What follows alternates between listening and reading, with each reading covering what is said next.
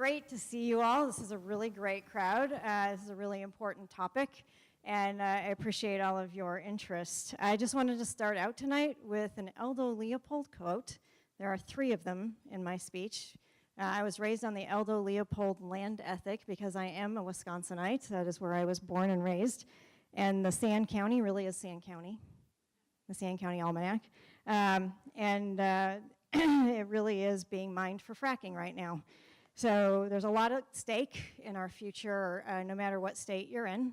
And we want to preserve as much as we can, but also increase as much access.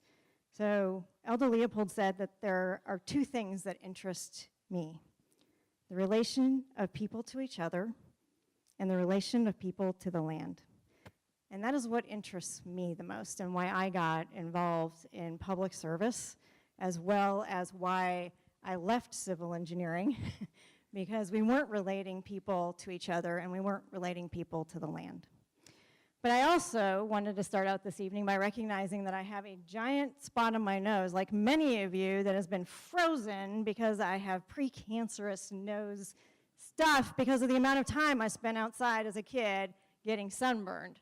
A lot of us are facing that reality because, 1, we spent a lot of time outside and we had that opportunity to do so in a safe way.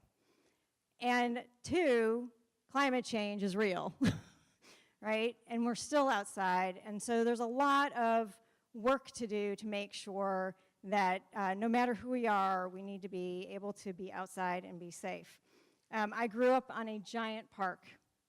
I was able to grow up on this massive park in my backyard. Our whole life, my whole life, revolved around this park, both the active and passive parts of it. We policed it. My mom, single mom, was policing it, make sure all the kids were safe. We played in it. We biked around it. We built stuff out of logs in it. We skated in it, because it was Wisconsin. We cross-country skied in it. We planted trees in it, and we rollerbladed through it. I was also raised camping, which is a big part of growing up, I think, is the ability to get out and spend the night, whether it's in your backyard to start out with, or whether it is in a state park or a county park. We were able to do that, and it was what made my mom able to entertain us as a single mom. But she was also at the same time raising us up on that Aldo Leopold land ethic, which is a systems approach, and understanding how we're all linked to each other and how every part of every atom is also linked to us in the natural environment. Leopold said, "A thing is right when it tends to preserve the integrity, stability, and beauty of the biotic community. It is wrong when it tends otherwise." Pretty stark, black or white, but it was still a systems approach. So what attracted me to move to Oregon, like a lot of you, was that Oregon has a similar land ethic, right?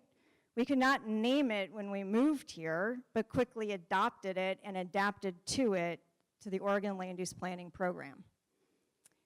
A lot of you know about the Oregon Land Use Planning Program and the urban growth boundary, but did you know that goals 4 through almost 19 are resource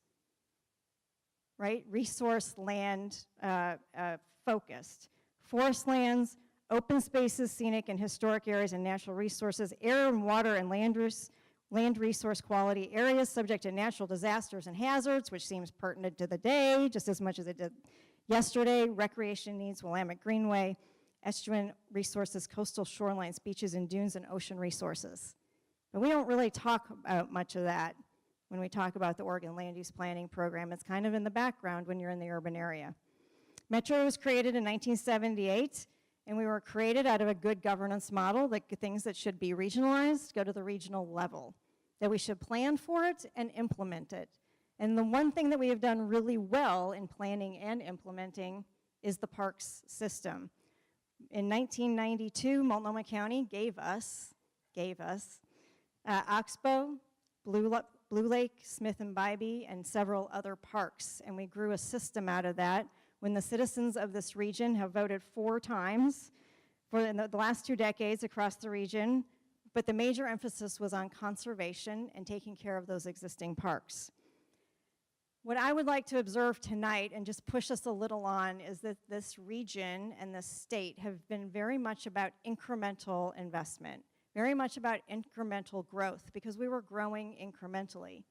But we were also, at the same time, very worried about being discovered. True? Yes.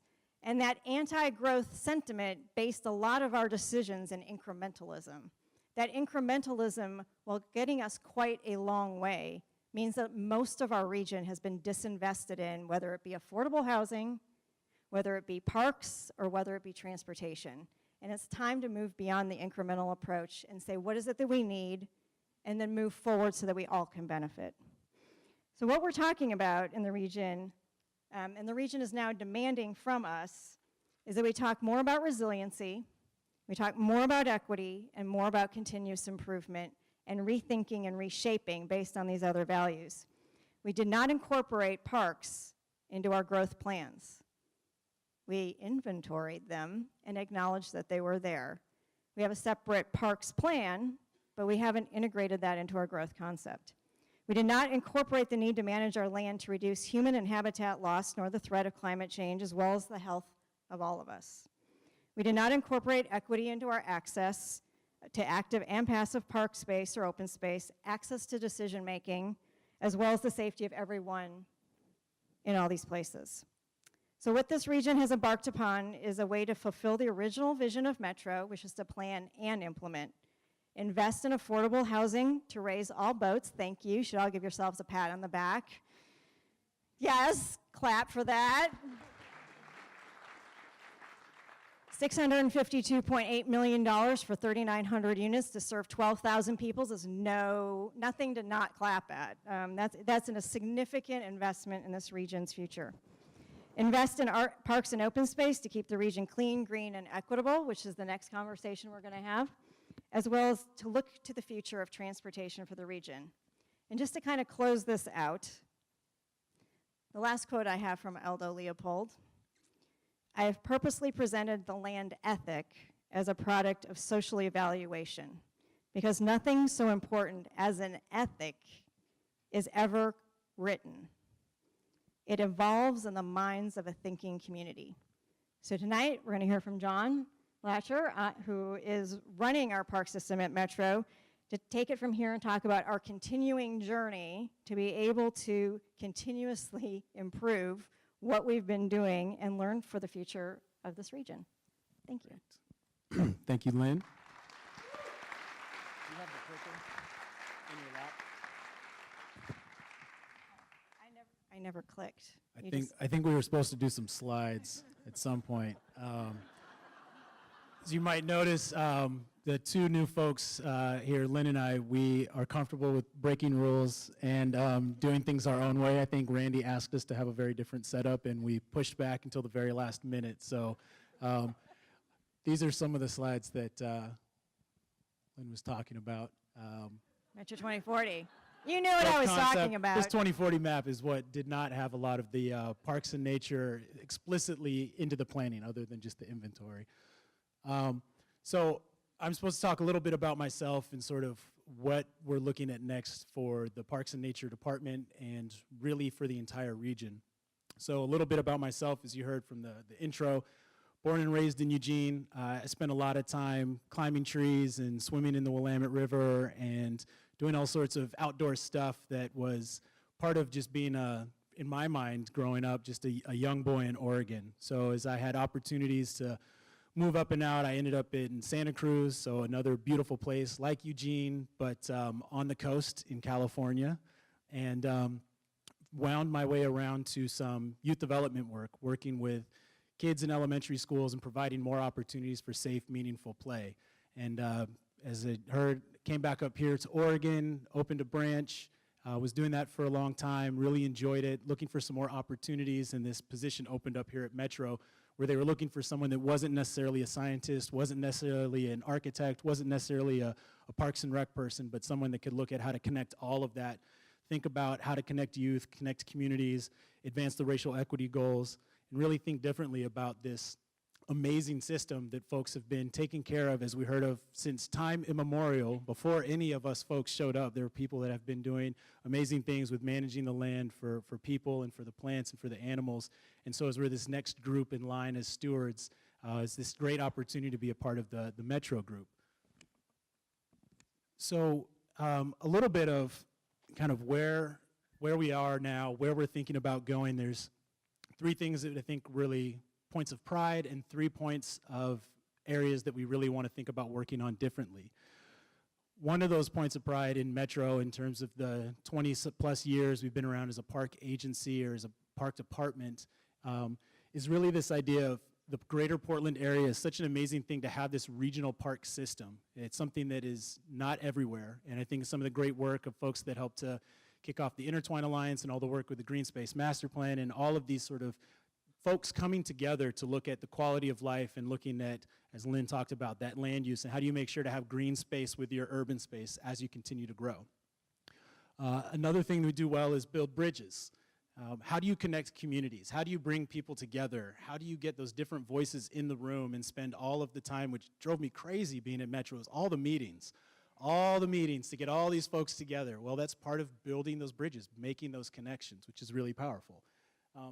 The other piece there is building these complete communities. So what does it look like to get all these different voices, whether it's from the ag lands, from its different neighborhoods, from all the different counties, bringing folks together. Now, as much as we've done those 3 things, we still have some areas to work on.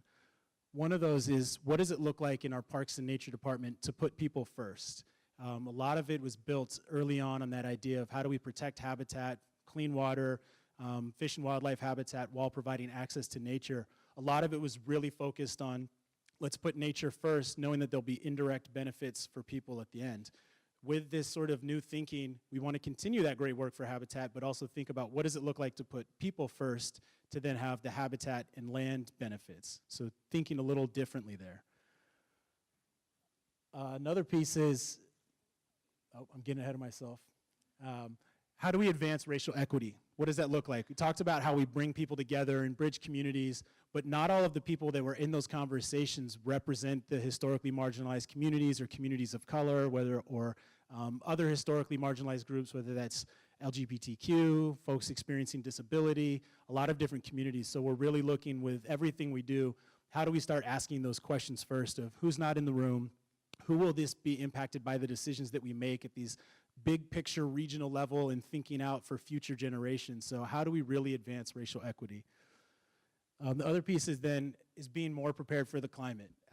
Things are getting hotter or colder, depending on where you're looking at, but we're seeing things change. Like right now we're seeing, one of our scientists was telling me that we're seeing a lot of dead alder trees that are dying off more rapidly than before because of these hot, dry summers and some of the lack of the instability and the infrequency of how the water is moving through our system. So we're seeing some of these climate change things happen, so we have to be prepared for that and be a little bit more resilient.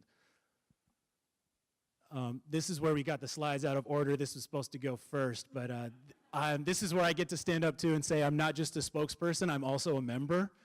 So this is my family and I out at Blue Lake Park. So my wife, Summer, on my left, and then our 2 twin boys, Indigo Cruz and Leo Onyx. They are going to be 3 next month. So being here tonight is like a break in my life right now. This is very nice and easy. But the reason I do this work, and I think about the experience I had as a young boy, I want these guys to have that same experience, and I want them to have that green legacy. I want it to be equitable. I want them to feel like they can go to any park, any place, and not have to deal with some of the BS that I've had to deal with and still deal with of being a person, a brown-skinned person. And so that's some of the things that motivate me. So a couple things that I bring to this work that might be a little different is I've talked about my experience with Playworks, a nonprofit focused on the power of play to bring out the best in every kid. So 3 things that I try to bring to our work is the power of play, the power of listening, and the power of dreaming big. But I'm going to let Lynn talk about the dreaming big stuff because you do it even better for the entire region. So in terms of play, it's really that opportunity, like I said, growing up, getting outside, playing, having those opportunities, but you learn so much through that play process. So much so that this is also one of the great examples I want to show of at Oxbow Park. We're working on 2 nature-based play areas. I have a specific quote that I want to read from one of our community members. So these 2 nature play areas are going to provide more climbing, splashing, some adventure camps, a lot of really creative opportunities. I really want to thank Rod Watanek, who's here in the audience tonight too, one of our planning managers. He's been such a champion for the nature play and really taking these parks and these areas and thinking about how can you make sure everyone gets a chance to play with them. But one of the quotes we heard from Karen Houston, whose 8-year-old son lives with autism, is, "He really comes out and shines when he's outside, so I wanted to be involved. Often in the disability world, we get handed a diagnosis for our child, and we get caught up in a whirlwind of medical information and therapy. It can be so overwhelming but when an organization like Metro actually seeks out your input, invites you to the table, and furiously writes down this life experience of yours and assigns so much value to it, that's really empowering." And that's the value of play, of creating these opportunities. Also taking some notes. As well, I've got to give a shameless plug to Harper's Playground, because I know Cody Goldberg's in the room tonight, and Harper's Playground, another one of those great organizations that's thinking about inclusive play and not just meeting ADA standards, but really elevating inclusive play and what that's all about. These are the types of things that are important to me. I also make our staff play. We do, this is from a rock, paper, scissors tournament thing that we do. I think Rod is in this picture, actually. But what does it look like to bring play into a work environment where you can go and test things out, where you can be bold, where you can learn so much more about a person just through playing a game of rock, paper, scissors than you can from sitting down and having meeting after meeting after meeting. So I was going to have you all turn to a neighbor and play rock, paper, scissors, but if I did that, you would probably not stop playing, and we'd totally be off time. So I'm going to save that for later. Rock, paper, scissors will happen later for you all. The after party. Listening, the power of listening. So one of the things we're really trying to think of is, how do we do authentic listening and really take action on that? Not just being an agency that checks boxes and says, okay, we heard from this group. So thinking about advancing racial equity, what does it look like to have these conversations with communities at the beginning of the process instead of just at the end when we're trying to get some kind of sign off on things? That listening is really important, and also led us to some deeper exploration with the indigenous community. As you heard, there's a really big population here, and through some work and some partnership, we begin to develop some really important relationships with having community groups able to come out to Quamish Prairie and spot out in Hillsborough area and start to do some more of the cultivation and gathering of traditional plants and medicines and materials in a way that many people from the indigenous community were just not able to get access to the land. And so working through developing cultural resource permit, and how do you make it easier for folks who this is their homeland, or they do have a deep, deep connection to this place, to have that opportunity to experience and continue to live their culture, their values, and share and learn. So we're excited too that we'll be having a first ever Indigenous community liaison, so someone that will really focus on working with this community group and not just trying to, again, check a box or get information, but develop strong relationships with folks and with this community. So these are the different ways that we're listening and putting it into action. And the last one is just on working with the Latinx community out in Chehalem Ridge area near Forest Grove, looking at this park, this nature park we're looking at developing, but allowing this community, they've been the ones that have been driving most of the community engagement, getting folks out to the site and learning about it. So rather than it just being Metro staff going there and saying, here's what this park is or isn't or could be or couldn't be, it's the community members going out and exploring and developing this relationship. So some different ways and unique ways that we're actually listening to folks in this work. And with that, we're going to talk about dreaming big for the future. Before going there, I would just say, if that is not what goal 1 was supposed to be in the Oregon Land Use Planning Program, then I don't know. I mean, this is really living with purpose, goal 1 of the Oregon Land Use Planning Program, which is citizen involvement, all citizens, part of the decision-making process. So, anybody recognize this? Come on, yell it out. Willamette Falls, that's right. Kind of hidden for all of these years behind a lot of industrial development, but now, what an opportunity. It is why we have re-envisioned, reimagined what the parks bond measure could look like, because we do have some massive opportunities in this region, and this is just one example where this could go well, and you all know the industrial area around it, kind of, maybe. It looks old and rusted and, yeah, unused right now, but it could become that. So we've been a partner with Oregon City and Clackamas County for quite some time and are moving, oh, there's one more, isn't there? Moving forward with visioning for this area and want to be a partner. The question on the table was, should this be the only vision of partnership in the urban area that we have? And the answer is no. So the question is really, what other programs did we want to see? Metro Council sat through January and February. Thank you to my colleagues who are in the room. Councilor Bob Stacy, who's down front, and Councilor Shirley Craddock, who's over here. I don't know if there's any other councilors. We did an intensive discussion about what else would we want to do before we put it out to the public for comment. And really, for all of our existing programs that we've had in the past, a local share program, a capital projects program, for metro sites, a land acquisition to make sure that we're conserving for the future. And what am I missing? This is where I get old. Nature in the neighborhood grants. So anybody can partner with Metro in the past. Those are all great programs, but we wanted to put some other overlays on them and make it very clear what we were trying to achieve with every dollar that goes into this program. We're trying to achieve a lot more than just the purchasing of a piece of land. We are trying to meet resiliency goals. We're trying to meet equity goals. And so it is now up to Jonathan's shop to start making that a reality of what does that mean when we go out, and how do we increase access, how do we increase safety as we go through this conversation and work with all of our partners. So what we've done is not just put some new criteria on the old pots of money, the old ways that we were working with everyone, but the last two in the slide are brand new, and they were kind of implicit to our program, but now we're calling them out as explicit. So we have a urban trails program that we're asking the voters to think about, and we're asking the voters to think about urban transformation projects like Willamette Falls, and a big enough pot of money to be able to go out and work with the folks that you're going to be talking to next week with the Albina Vision if they move through the process and become an adopted plan, and we're actually able to partner on projects with them. That would allow them to be part of this concept. A lot of the other, many of those other folks that you had up on your screen for your last presentation would be part of this going forward. They could apply for money, or we could be a partner with them. The Rockwood Rising project out in Gresham, if you're familiar with that, I would have loved if we could have been a partner with them to be able to bring parks and to bring habitat restoration into a conversation there. That's already moving ahead. There's potential for projects in Beaverton, up and down the Willamette River. So I think what we're trying to say is that's one way to put people first with benefits to our habitat and our conservation attempts.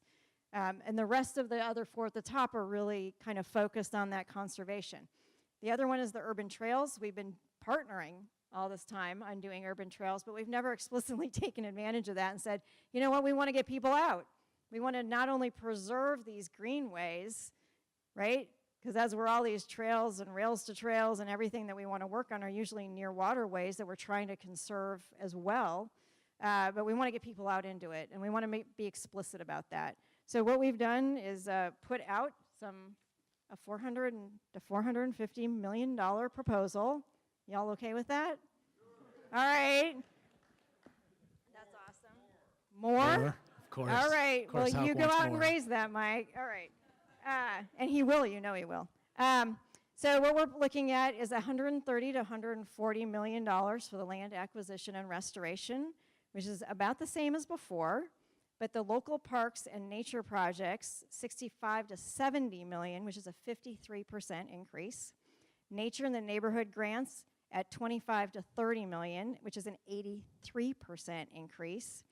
Metro capital projects, $100 to $105 million, which is a 253% increase because we got a lot more land we got to keep care of at this point as Metro. Regional trail system at $40 to $45 million, and urban transformation partnerships at $40 to $50 million. So that is the proposal going out on the street today. We hope you will react to it, both positively and negatively, but with solutions, if negatively, and any other ideas that you may have. But those are where we're going out, and those are the values that we're going to be overlaying on it, and I'm excited to see what people come up with. So thank you.